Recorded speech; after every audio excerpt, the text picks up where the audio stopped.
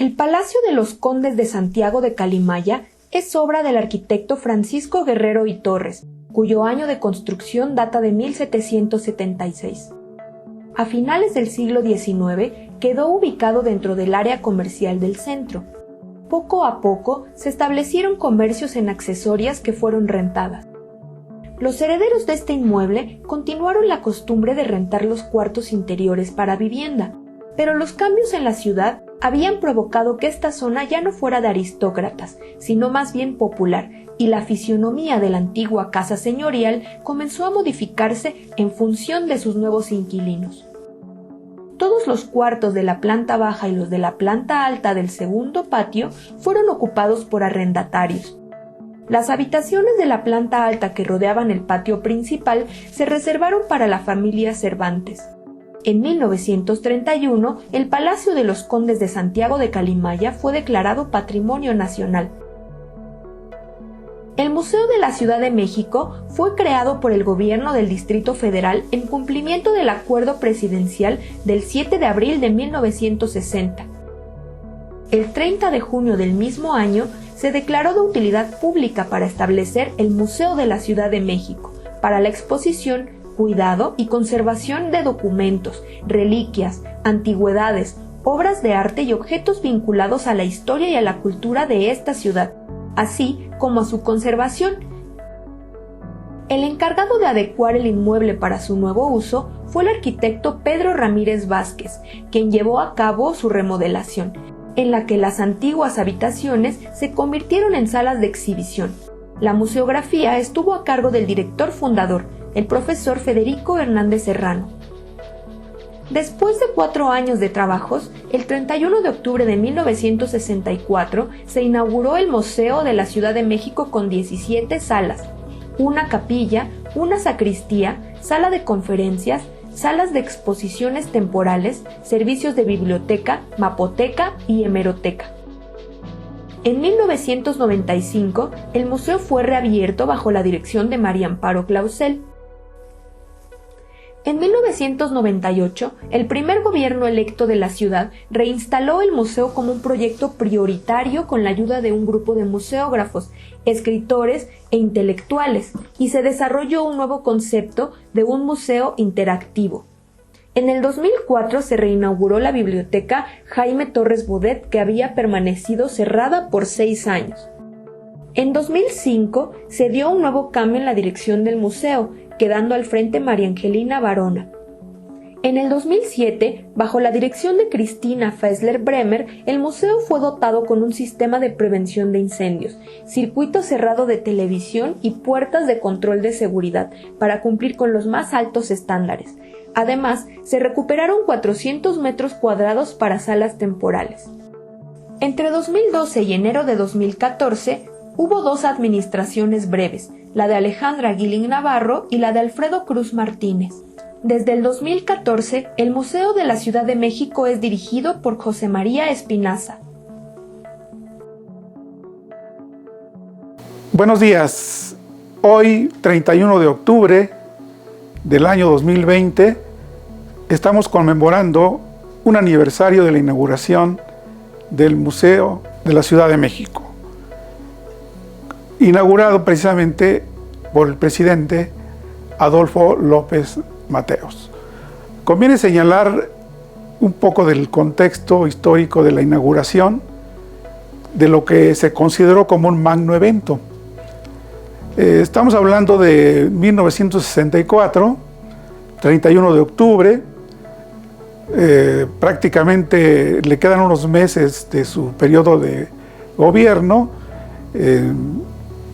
viene la transición de poder, pero él cierra con broche de oro una serie de trabajos que impulsó la cultura y en este caso, si hablamos de museos, es un trabajo muy intenso. Es decir, desde que en 1962 funda el Museo de Antropología e Historia, un museo impresionante y que trata de reflejar la riqueza cultural de México y su grandeza a través de piezas arqueológicas que han dado vuelta al mundo. Cabe señalar que el arquitecto de estas adecuaciones de los museos, y algunos prácticamente de cero, como el Museo de Arte Moderno, el propio Museo de Antropología e Historia, el Museo de la Ciudad de México, obviamente se trata de respetar el patrimonio arquitectónico virreinal. Vamos a la bibliotecaria encargada de la biblioteca, Jaime Torres Bodet, les va a mostrar el plan original de arquitecto Pedro Ramírez Vázquez, así como el legado bibliográfico de este periodo de Adolfo López Mateos, donde tenía una revista, un anuario, varias revistas sobre su campaña, ¿no? Sobre su trabajo, y en este caso sobre las inauguraciones importantes como estas. En este periodo de López Mateos, les decía, es el año 1964, pero a nivel mundial estaban pasando cosas muy interesantes. La noticia de entonces era la Revolución Cubana. Durante el periodo de Adolfo López Mateos, esta era la confrontación de Estados Unidos, Unión Soviética, por el tema de la Revolución Cubana. Y va a ser, digamos, un parteaguas a nivel de América Latina. Estados Unidos intenta invadir Cuba y fue un fracasado intento, entonces va a buscar otras formas de no perder influencia. Había perdido Cuba y no estaba dispuesto Estados Unidos a perder su influencia en todo el continente. De esa manera va a crear el plan de Alianza para el Progreso. De este proyecto que desarrollaba a los países llamados en vías de desarrollo, México sale beneficiado. Es por eso que en el periodo de López Mateos se vive un desarrollo económico con estabilidad, hay crecimiento económico, el desarrollo urbano es impresionante. Por primera vez en la historia de México, la mayoría vive en ciudades. Llegamos a 35 millones de habitantes para ese entonces. El problema de la vivienda se resuelve de una manera impresionante con los multifamiliares. Ya se había hecho con Miguel Alemán, y ahora Adolfo López Mateos lo intenta en grande con el conjunto habitacional que fue, digamos, de gran reconocimiento en su momento, de Nonoalco Tlatelolco, el proyecto Tlatelolco, que él alcanza a inaugurar en este año mismo del 64, y en ese contexto se da esta inauguración de este museo, que va a rescatar la historia de la Ciudad de México y la historia de su pasado, ¿sí? Enalteciendo la grandeza de la cultura azteca, sobre todo, ¿no? Y de esa manera vemos este periodo. Cabe señalar que en este momento, durante el sexenio de López Mateos, el secretario de Educación Pública fue precisamente el doctor Jaime Torres Bodet. Jaime Torres Bodet, un hombre de letras, un hombre que impulsó la Secretaría de Educación Pública. Durante él surge la Comisión de Texto Gratuito, ¿sí? Por primera vez en la historia el analfabetismo baja a un 45%, es decir, 65% de la población sabe leer y escribir.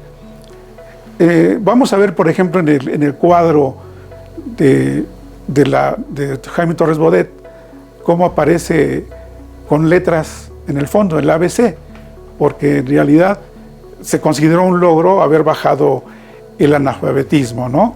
Y en este caso se trata de pensar en la educación, pero no solamente desde las aulas mismas, sino se trata porque además en esta época el sueldo de los maestros se dignifica. Creo que fue un periodo en que mejor se les pagó a los maestros de primaria, pero se trataba de apoyar a la niña no solamente a través del aula, de la educación en las aulas, sino que se trató de impulsar a través de la alimentación, ¿sí? Es decir, se fomentó el Instituto Mexicano para Protección de la Infancia y se repartían desayunos escolares. En este caso la promotora era la esposa del señor presidente, Eva Sámano de López Mateos se destacó precisamente por esta campaña de repartir desayunos escolares en las escuelas. Entonces esto también era algo muy interesante. Entonces estamos hablando de Jaime Torres Bodet, una persona que traía una trascendencia como diplomático mexicano, de esta escuela tan grande que México ha dado de la diplomacia, que hasta tenemos un premio Nobel incluso. Entonces esa era la importancia que tenía y que tiene entonces esta inauguración. 31 de octubre de 2020, 56 años. En su momento, cuando se inaugura el museo, pues nadie pensó que uno de los firmantes de los visitantes distinguidos en ese día se iba a convertir en el que iba a darle nombre a esta biblioteca, a la biblioteca Jaime Torres Bodet, que vamos a ver cómo tiene un acervo muy importante y es un patrimonio para la Ciudad de México y para los visitantes de la Ciudad de México. Entonces, eso es muy interesante. Durante esa época también de López Mateos hay un gran desarrollo cultural, se desarrollan grandes editoriales, el trabajo del Fondo de Cultura Económica hace tirajes interesantes, pues increíbles, ¿no? Uno de los más destacados es la de Escucha Yankee de Mills, que precisamente en un año hace impresionantes tirajes, y obviamente cabe destacar entonces la importancia que tienen estos dos personajes para esta conmemoración. Adolfo López Mateos y en este caso le llamaban siempre el doctor Jaime Torres Bodet, ¿no? López Mateos fallece 5 años después de haber terminado su periodo de gobierno, en el 69, y Torres Bodet muere en el 74. Pero antes de eso, el pintor del que hablará la bibliotecaria había donado ese cuadro interesante para la biblioteca Torres Bodet. Este año conmemoramos 56 años de la inauguración de nuestro museo, el Museo de la Ciudad de México, el cual fue inaugurado el 31 de octubre de 1964 por el presidente Adolfo López Mateos y nuestro regente Ernesto Uruchurtu. La biblioteca también cumple 56 años. Fue concebida dentro del proyecto original del arquitecto Pedro Ramírez Vázquez, como lo demuestra en este plano.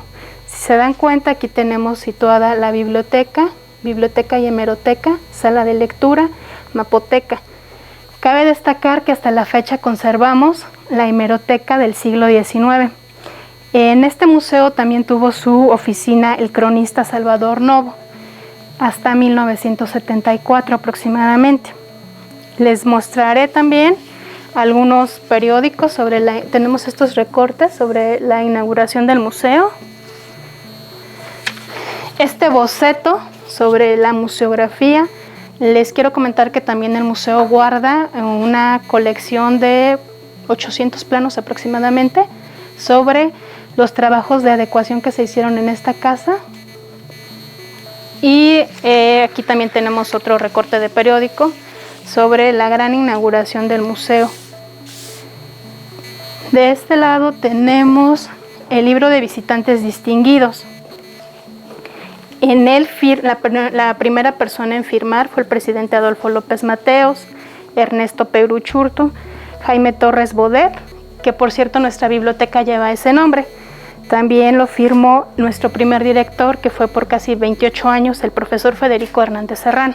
Bueno, les voy a comentar que en este libro de visitantes distinguidos no solo está la firma del presidente Adolfo López Mateos, sino también se encuentra la firma de otros visitantes como Cantinflas, Justino Fernández, Siqueiros, Juan O'Gorman, Edmundo Gorman, Dolores del Río, Abel Quesada. En nuestra biblioteca también conservamos folletería de años anteriores del museo, desde su reapertura. Cabe destacar que entre los servicios que menciona el museo, ofrece el servicio de biblioteca. Esto porque en un principio se pensó que nuestra biblioteca fuera un lugar que contribuyera al estudio de nuestra ciudad. Tenemos en nuestra biblioteca diferentes folletos que se fueron publicando a lo largo de estos años, de estos 56 años. Se daba una tarjeta a nuestros visitantes para desearles felices fiestas en Navidad. El cronista Salvador Novo escribía pequeños artículos. En este caso tenemos uno sobre las posadas. También estos folletos se obsequiaban. Tenemos las invitaciones a los aniversarios en los que había conciertos, obras de teatro. Y esta es una guía del Museo de la Ciudad de México en 1974. En estos folletos también se da fe de que Salvador Novo estuvo aquí en el museo y tuvo su oficina como cronista. También les quiero comentar que el museo resguarda alrededor de 200 cintas de unas charlas que organizó Salvador Novo desde 1965 hasta 1972 aproximadamente, en la que invitó a Miguel León Portilla, Eduardo Matos Moctezuma. En estas charlas Salvador Novo invitó a los grandes intelectuales de la época: Miguel León Portilla, Francisco de la Maza, Edmundo Gorman, Justino Fernández, Eulalia Guzmán, entre otros. Estas charlas las pueden escuchar en la Fonoteca Nacional, actualmente están digitalizadas. Este cuadro fue donado para la biblioteca para su reinauguración en el 2003 por David Carrillo, un caricaturista. El cuadro lo pintó en 1963, es decir, un año antes de que se inaugurara esta biblioteca y este museo. Esta inauguración es por partida doble y reconocemos el trabajo de dos personajes en la historia de México. El director José María Espinaza también tiene para ustedes unas palabras. Este museo es desde 1988 parte de la infraestructura de la Secretaría de Cultura de la Ciudad de México y a lo largo de estos 22 años ha sido el espacio para presentar conciertos, piezas de teatro, coloquios y un sinnúmero de exposiciones que dan cuenta de la enorme vida cultural que en esta metrópoli sucede. Desde la arquitectura, desde la pintura, desde la escultura, desde la literatura, desde el cine, la música. El museo ha dado cuenta de esa vitalidad de una capital como la nuestra, capaz de ser una ciudad de ciudades, de ser una ciudad de refugio, de ser una ciudad de libertades, de ser una ciudad de igualdad, de derechos y formar parte de ese enorme cambio que se está dando hoy en el país. Ramírez Vázquez, el arquitecto que organizó hace 56 años la estructura museística del país y de la ciudad, vio en este edificio las posibilidades que tenía, no solo su belleza arquitectónica, no solo la importancia de su concepción ideológica, sino también la de su posibilidad como centro cultural. En esta fuente en la que estoy, quiero pensar que nuestra emblemática sirena le está cantando las mañanitas al Museo de la Ciudad de México. Antes de despedirnos, todos ustedes, me gustaría hacerles una invitación muy cordial para que visiten nuestras bibliotecas que están abiertas al público.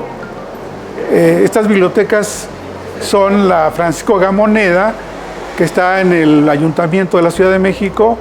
Está la Biblioteca Joaquín García Iscalbaceta, que está en el Archivo Histórico de la Ciudad de México, y la biblioteca de este museo, Jaime Torres Bodet. Asimismo, les hacemos una extensa invitación para que conozcan el archivo de la Ciudad de México y este museo de la Ciudad de México. Muchas gracias.